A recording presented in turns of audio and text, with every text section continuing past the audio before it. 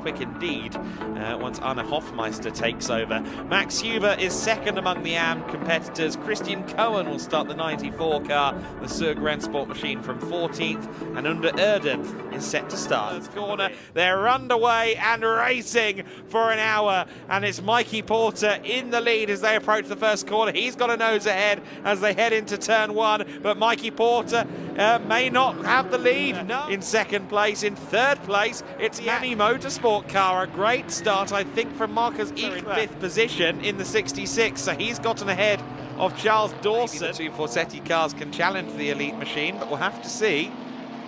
There is the Cayman scrap further back. The 94 car is an AM class machine. That's a full-fat GT4 spec Cayman.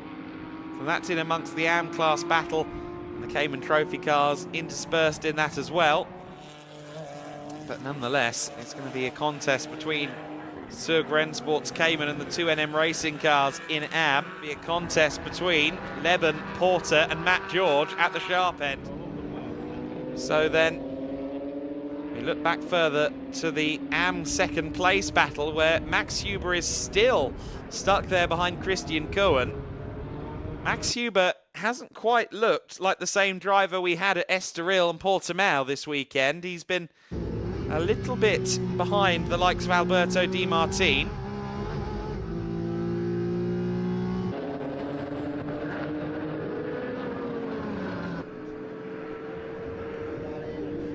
But he will persevere on as the rest of the field comes streaming along the main straight. Leben 1.1 seconds clear now at the sharp end. Christian Cohen trying to out-drag here the Speedworks Automotive car of Franz Linden. Linden with a bit less power underfoot. Can he hold off Cohen? Yes, cuts the nose off in the battle for 11th place. And there goes Cohen looking up the inside of Linden. Have to be careful of that. So I'm just looking at the bulletins on track limits at the moment, and they've evolved so much that I think they might have crashed my computer for a moment, but he was lost out to Max Huber. Christian Cohen as well is now past Franz Linden. Linden then now fighting for second in class with Willi Kuhner just behind him. Of course, both of these drivers have a hot shoe to pass the car to. Hofmeister will take over the Speedworks Porsche. Gets handed to Enrico Förderer. Trouble in regard to the track limits. Chief through. In fact, yes, through goes Mikael Sander. That's past Alberto Di Martine. And Di Martine has to worry about Christian Cohen behind now. The AM class lead, second and third, are all together out there on the circuit in 10th overall, with Mikael Sander just ahead of them. So your AM leader is the Mercedes AMG number 15, Alberto Di Martine. And both Cohen and Huber are right on his tail. It's equally close between the two ME Motorsport BMWs for Pro-Am lead and 5th overall, but we continue to watch from the Sorg Rennsport number 94. Alberto Di Martine goes defensive. A bit more straight line speed as the smaller car cuts through the air towards the end of the pit straight, but Alberto Di Martine retains the lead for now. He may feel the need to cut to the inside going into turn two. He doesn't really. Does cut to the apex on the inside though.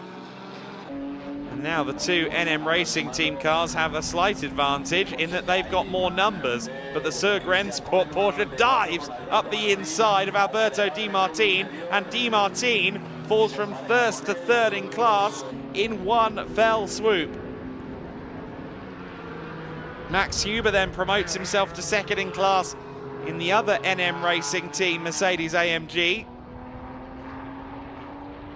And Christian Cohen is not going to be relieved of the pressure anytime soon.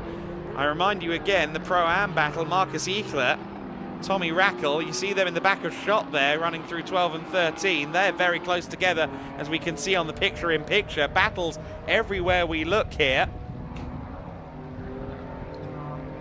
Marcus Eichler in the 66 car will no doubt have received some orders to say, maybe don't dent Tommy Rackle's rear. He's already got a damaged front after that collision we saw earlier on with Charles Dawson. Great run through 11 and 12 from Max Huber. He was closing in there going into the last corner. Wouldn't mind betting that's a drag race down to turn 1 for the AM lead.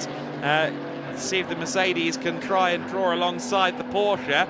The second place Battle in Cayman Trophy also exciting behind, as our cameraman picked up on there at the last turn. Again, without having 8 eyes and 77 cameras, it's very difficult to know exactly where to look at a GT4 Winter Series race. So much battling, but Max Huber has to stay second for now. Or has to stay second in AM for now. And Alberto Di Martin might not be doing Willi Kuna or Franz Linden any favours now as they fight for second in Cayman Trophy. Mercedes AMG might prove to be a bit of a rolling roadblock. We heard from Jamie Day earlier on that the tyres were letting go for him after 3 or 4 laps, and I think that's the thing. If you try and put too much heat through a set of tyres early on, no matter the manufacturer nor the car, you do start to suffer. And Max Huber there was drawing alongside for the AM class lead as we cut from turn 6 and almost gets the inside at turn 8. He does get to the inside at turn 8. So a great vantage point from the drone shot there as into the AM class lead has gone Max Huber. And with the pace that he was showing there after going easy in the first few minutes, I think Huber is only going to... I did say I thought he wasn't quite showing the same form. He is right there with Matt George. The back half dozen cars just as extortionately. That car's not going to get past the halfway mark in this race. A really unfortunate, potentially championship-defining moment for Joel Mesh. He's already been outscored this weekend by Porter and Day in their respective sprint races, and now with him registering a non-finish potentially in this race, things really do swing in the direction of the Fassetti 19 crew. Huge shame for Schnitzelaum and Marcel Marshevix as well, who was hoping to take over that car and fight for the overall honours. Mikey Porter is into the pit lane, so Mikey Porter is the first to blink in the pit lane. He will take a few minutes, hopefully, to rest, and then he'll be back in the other car. As up the inside goes Christian Max Huber, who is ahead of the 111. He's woken up. Look at the gap that he has got now over the rest of the AM battle.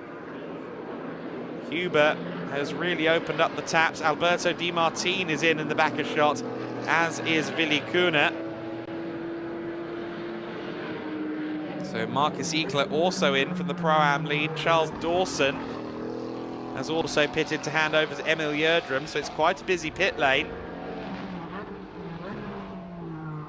Also, just exiting the pits now is Marcus Eckler.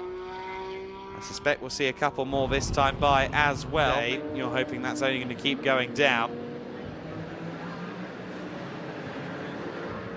Gap is 2.2 seconds between Meakin and Day. That's certainly an achievable task for Jamie, but Zach Meakin is one mighty adversary.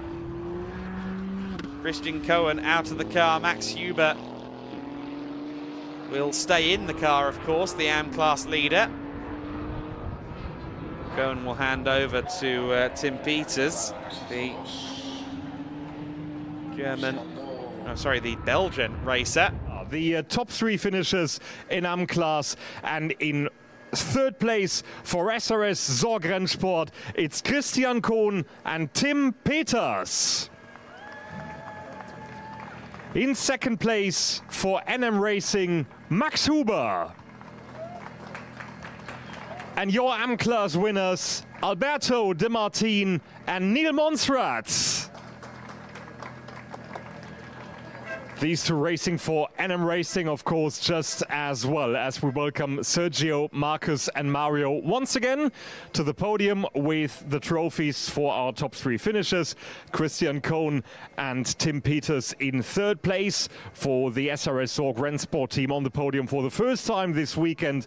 And of course the NM Racing team with their set of drivers being present in all 3 races so far here in Valencia, with Max Huber in 2nd, and Alberto De Martin and Neil Monserrat, team owner, finishing together on the highest step of the podium.